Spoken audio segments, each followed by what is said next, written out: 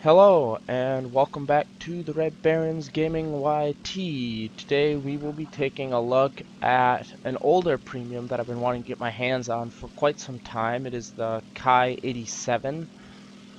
This is a 6.0 battle rating Japanese interceptor that, in my opinion, reminds me a lot of the P47 mixed with a zero. I mean, like from the engine designs you just saw there from the side and like the tail, like it looks a lot like a P47 in my opinion.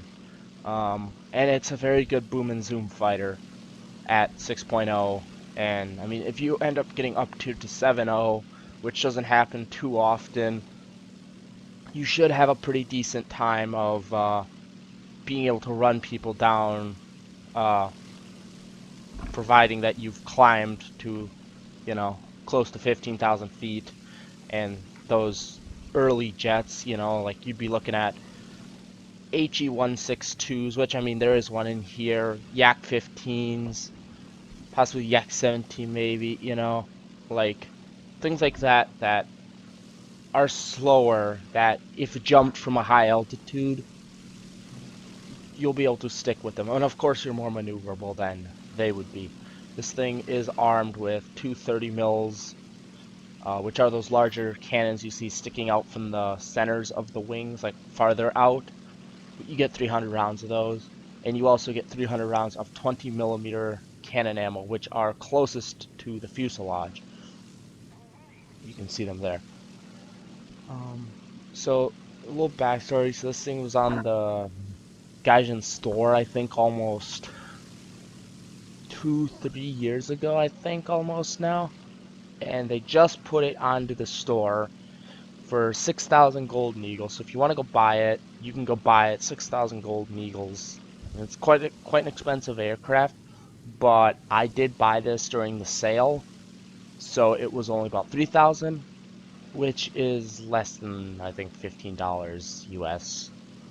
Do your currency conversions, and I'm very happy with this. Is actually the second time I have flown this out. I missed the first video, unfortunately. Got 3 kills. Um, Very enjoyable game. A friend of mine thought this thing would be a piece of crap. I kind of showed him up. But this battle, we're over, I believe, Kuban, or Kreminsk, I don't know. Kuban, I think.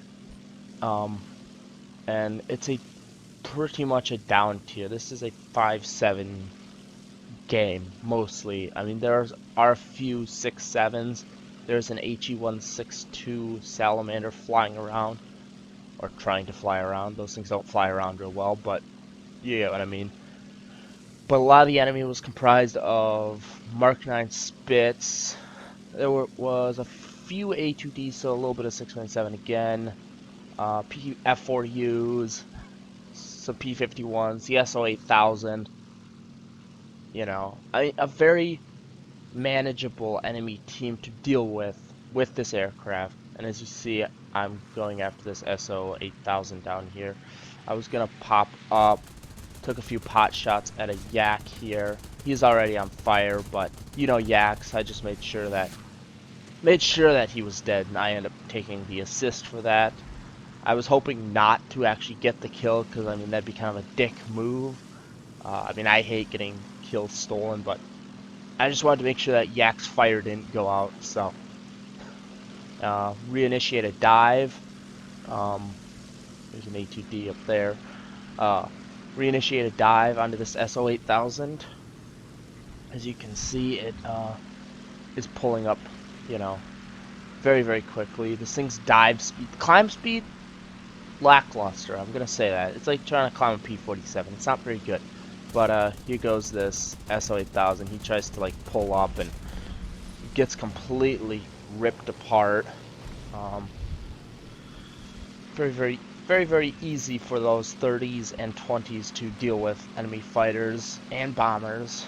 But I haven't actually seen many bombers, because I mean the thing's climb rate's not the best, so unless the bombers like survive and go back to their base and are down low, and given that you survive most of the match, it you won't, in my I mean, this is only my second game, you see, so I mean, I wouldn't call me a master of this plane, but you don't really have to be a master. This aircraft is just so good, and I mean, you'll see later on in the video, I thought it would be forgiving, but I think I actually had this aircraft in the wrong crew slot. It wasn't my fully G max crew slot, so you'll see what happens when I decide to go after a Spitfire. I believe it's that Spitfire actually that was behind me that was running away. He'll try to bait our team to go after him at his airfield before I believe he ends up shooting down one of our last 3 vehicles, which was a K4. There were 2 K4s and a Ju-288, the last 3 people after I ended up crashing, basically, which you'll see soon. But, I mean, he ends up getting that kill before the game automatically gave us the win or whatever. Like, the ticket bar just drained and we took the win. So, there's a Spitfire. There's that Spitfire. You can see that, you know, I turn towards him and he immediately starts going the opposite direction. As you can see, I'm not closing the gap immediately. This is not something I would suggest. Even in this thing, I would never suggest this, but really I didn't have a choice, and this guy presented just too good of a target, so I came up and kind of took him almost head on. He didn't want to go head on, as you see there, but I ended up just ripping him apart. I was actually surprised how clean that kill was. I was hoping that he didn't stall out. As you can see, this guy decides to then turn around because he just saw what happened to his other buddy in a Spitfire.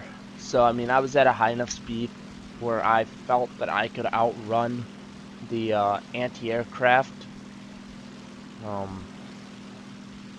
And you'll end up seeing that my altitude wasn't great enough for this. I come out of the clouds now.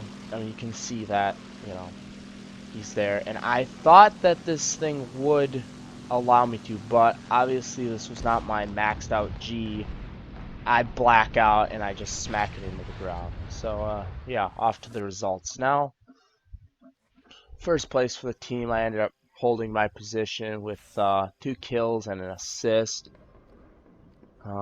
Ended up making like 14,000 research points there, you see. 54,000 silver limes. And it was pretty darn easy, I mean. Yeah, no, I gotta say. Yeah, and I end up researching a little bit more of my R2Y2 V3. So, yeah, if you've enjoyed this video, again, I've got another video, a top 10 favorite aircraft of 2019 coming out probably by New Year's Eve or day. I don't know which one yet. And yeah, stay tuned for that, and I will see you in the next video. Leave a like. As always, subscribe if you want to see more, and have a good day. I'm over and out.